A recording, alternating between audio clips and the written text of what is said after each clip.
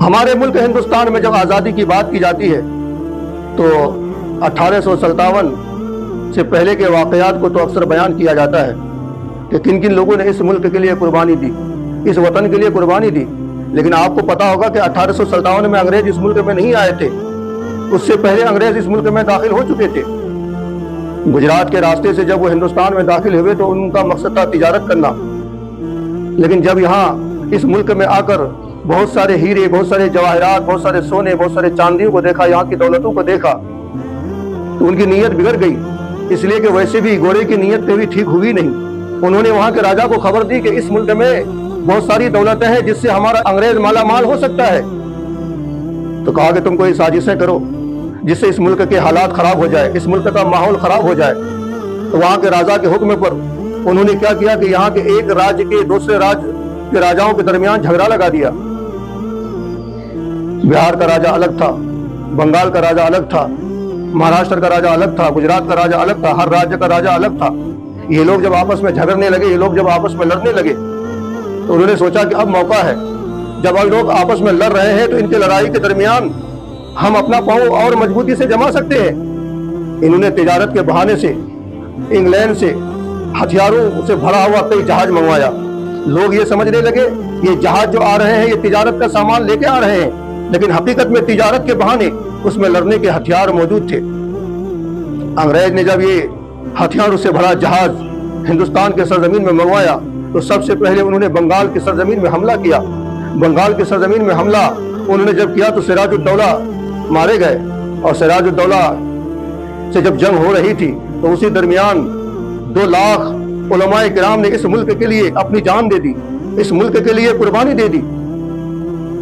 آپ اندازہ کر سکتے ہیں کہ سراج الدولہ کے بعد یہ جنگ رکی نہیں۔ سراج الدولہ کے بعد 1792 میں ٹیپو سلطان نے ہتھیار اٹھایا۔ ٹیپو سلطان نے بہت جنگ لڑی اس ملک کے لیے، لیکن کسی نہ کسی کی غداری کی وجہ سے، کسی نہ کسی کی سازش کی وجہ سے ٹیپو سلطان کو بھی شہید کر دیا گیا۔ ٹیپو سلطان کے سینے میں پاؤں رکھ کر انگریز یہ کہنے لگے، اے ہندوستانیوں سنو، آج سے یہ آدھا ملک ہمارا ہو گیا۔ پھر دہلی کی سرزمین میں آئے، بہادر شاہ ظفر کو گرفتار کر کے جب لے کے وہ جا رہے تھے تو ایک انگریز کہتا ہے کہ چاندنی چوک کے ارد گرد جتنے بھی پیڑ تھے، تمام پیڑ کی ٹہنیوں میں کوئی نہ کوئی مسلمان لٹکا ہوا ہوتا تھا۔ جانتے ہو کیوں لٹکا ہوتا تھا؟ ان کی گردنیں کاٹی دی جاتی تھی یا ان کو گولی مار دیا جاتا تھا، اور ان کی لاشوں کو پیڑ کی ٹہنیوں میں لٹکا کر دنیا والے کو دکھانا چاہتا تھا کہ ہندوستانیوں دیکھو، تم اگر انگریز کے خلاف گردنیں اٹھائے تو تمہاری بھی حالت یہی ہوگی۔ ڈرانے کی کوشش کر رہے تھے، لیکن مسلمان ڈرے نہیں۔ لاکھوں کی تعداد میں اس ملک کی آزادی کے لیے مسلمانوں نے قربانی دی ہے، اپنی شہادت پیش کی ہے۔ لہٰذا جب ہم ہندوستان کی آزادی کی بات کرتے ہیں تو یہاں مسلمانوں کو فراموش نہیں کرنی چاہیے، مسلمانوں کو بھولنا نہیں چاہیے، اس لیے کہ لاکھوں مسلمانوں نے اس ملک کے لیے قربانی دی ہے۔ اور ایک چیز یاد رکھو، اس ملک میں انگریز کبھی 2 لاکھ سے زیادہ نہ آئے، ان کی تعداد 2 لاکھ سے ہمیشہ کم رہی، 2 لاکھ سے زیادہ ان کی تعداد نہ ہوئی، لیکن وہ 2 لاکھ ہو کر بھی 20 کروڑ لوگوں پہ یہاں وہ راج کرتے تھے۔ آپ جانتے ہو کیوں راج کرتے تھے؟ وہ اس لیے کہ یہاں کے لوگوں کو انہوں نے آپس میں توڑ دیا تھا، یہاں کے لوگ آپس میں لڑ رہے تھے۔ انگریز جب ہندوستان میں حکومت کرنا چاہا تو انہوں نے دیکھا کہ یہاں تو مسلمان آپس میں اتحاد و اتفاق سے رہتے ہیں۔ جس ملک کا مسلمان آپس میں اتحاد سے ہو، جس ملک کا مسلمان آپس میں اتفاق سے ہو، جس ملک کا مسلمان آپس میں بھائی چارگی سے رہتا ہو، اس ملک کو قبضہ کرنا بہت مشکل ہے، اس ملک میں حکومت کرنا بہت مشکل ہے۔ تو انہوں نے کہا کہ مسلمانوں کو آپس میں لڑا دو۔ ہم مسلمانوں کو آپس میں لڑایا جائے کیسے؟ اس لیے کہ وہ ایک ہی مسجد میں نماز پڑھتے ہیں، ایک ہی مسجد میں جا کے عبادت کرتے ہیں، ایک ہی مسجد میں جا کے وہ سجدہ کرتے ہیں، ان کو لڑایا کیسے جائے؟ ایک ہی نبی کا کلمہ پڑھتے ہیں، ایک ہی قرآن وہ مانتے ہیں، نبی کی حدیثوں کو وہ سارے مسلمان مانتے ہیں، لہٰذا ان کو لڑایا جائے کیسے؟ کہا کہ کچھ عالموں کو خرید لو، کچھ عالموں کو خرید لو، کچھ نامور عالموں کو خرید لو، اس لیے کہ ہر دور میں آدمی بکا ہے اور یہ بکنے والے بڑے خطرناک ہوتے ہیں۔ اس دور میں اسماعیل دہلوی نے تقویۃ الایمان کے نام سے ایک کتاب لکھا۔ اس کتاب کے تحریر میں کیا کیا موجود ہے وہ بتانے کی ضرورت نہیں۔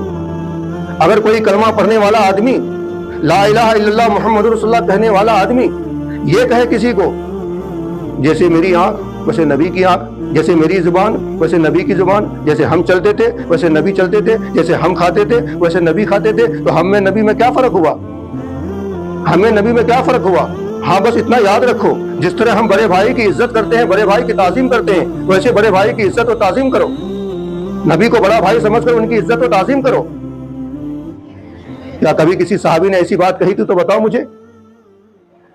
अगर नबी के बारे में कोई ये कहे कि माज़अल्लाह वो कब्र में मिट्टी में मिल गए, अगर नबी के बारे में कोई ये कहे कि नबी को दीवार के पीछे की खबर नहीं, वही नबी के बारे में ये कहे कि वो बरोज़ हश्र क़यामत के दिन शफाअत करने का कोई हक नहीं रखते, शफाअत नहीं करेंगे, तो क्या ऐसी बातें जब कोई मुसलमान सुनेगा तो उनका कलीजा नहीं खोलेगा?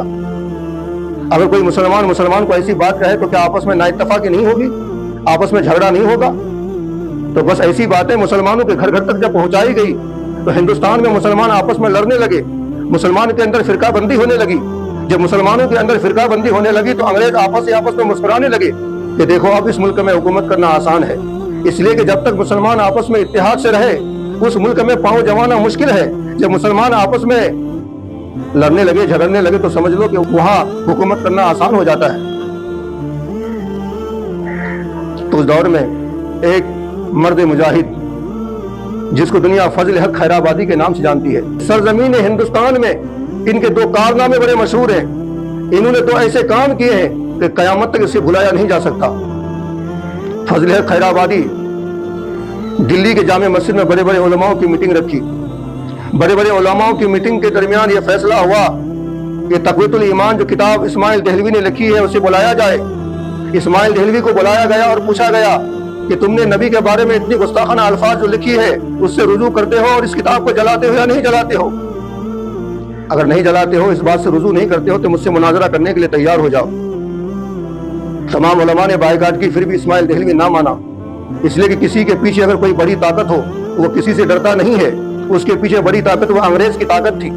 अंग्रेज की ताकत की वजह से इस्माइल देहलवी डर नहीं रहा था, इसलिए वो कहा कि जो करना हो कर लो, मैंने जो लिख दिया है उस पर मैं अटल हूँ, कायम हूँ। तो अल्लामा फजल हक खैराबादी ने दूसरी मीटिंग रखी उलमाए किराम की। उलमाए किराम की मीटिंग में यह ऐलान किया गया कि फजल हक खैराबादी ये फतवा देता है कि इस्माइल देहलवी ने जो तक़वीतुल ईमान में नबी के बारे जो लिखा है वो गलत लिखा है, वो गुमराह है, बदमज़हब है। मैं ऐलान करता हूँ। मेरे भाइयों, आप ये बता सकते हैं कि उस दौर में फजल हक खैराबादी ने इस्माइल देहलवी के खिलाफ फतवा दिया था। इनका पहला कारनामा ये था। दूसरा कारनामा ये कि अंग्रेज जब पूरे हिंदुस्तान में पांव जमा रहे थे तो उस दौर में फिर दिल्ली की जामे मस्जिद में फजल हक खैराबादी ने एक मीटिंग रखी उलमाए किराम की। बड़े बड़े उलमा जमा हो गए। तमाम उलमा के सामने फजल हक खैराबादी ने कहा, देखो मैं एक फतवा लिख रहा हूँ। वो फतवा ये कि हिंदुस्तान में अंग्रेज के खिलाफ जंग करना फर्ज है। तमाम मुसलमानों को अंग्रेज के खिलाफ उठ खड़ा होना फर्ज है, जंग करना फर्ज है, लड़ाई करना फर्ज है, इसलिए कि वतन की हिफाजत हर मुसलमान पर लाजिम है। फजल हक खैराबादी ने यह फतवा दिया कि अंग्रेज के खिलाफ जंग करो। फिर क्या था, फजल हक खैराबादी को गिरफ्तार कर लिया गया। गिरफ्तार करके उनको काला पानी की सजा दे दी। फजल हक खैराबादी सजा काटते काटते जब ज़ईफ हो गए, बूढ़े हो गए, तो अंग्रेज एक दिन पहुंचे, जेलर पहुंचा, कहने लगा, फजल हक अब तो उम्र आपकी ज्यादा हो गई, आप भी वो फतवा आप वापस ले लो, उस फतवे से आप रुजू कर लो, आपकी जान बख्श दी जाएगी। फजल हक खैराबादी को जब खाना दिया जाता था, खाना उसमें 70% मिट्टी मिली होती थी और 30% आटा। 70% मिट्टी और 30% आटे की बनी हुई रोटी आपको खिलाया जाता था। इतनी अजियत, इतनी तकलीफ सहने के बावजूद फजल हक खैराबादी के दिल से वतन की मोहब्बत कम न हुई। अंग्रेज पहुंचे, कहने लगे, फजल हक खैराबादी उम्र ज्यादा हो गई है, अब इस फतवे से रुजू कर लो। फजल हक खैराबादी ने कहा, नालायक, तुम मुझे खरीदना चाहते हो? ये एक फजल हक खैराबादी क्या है? अगर हजारों फजल हक खैराबादी हो तो हर फजल हक खैराबादी से ये आवाज आएगी, वतन के लिए मेरी हजारों जान कुर्बान है, मैं अपने वतन के खातिर हजारों जानें कुर्बान करने के लिए तैयार हूँ।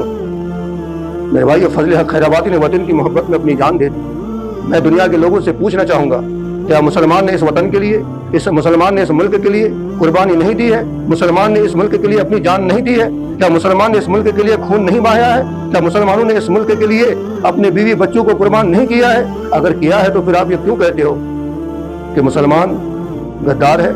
मुसलमान गद्दार नहीं, मुसलमान वफादार कौम है। एक चीज याद रखो, मुसलमान कभी गद्दार नहीं होता और जो गद्दार हो वो कभी मुसलमान हो नहीं सकता।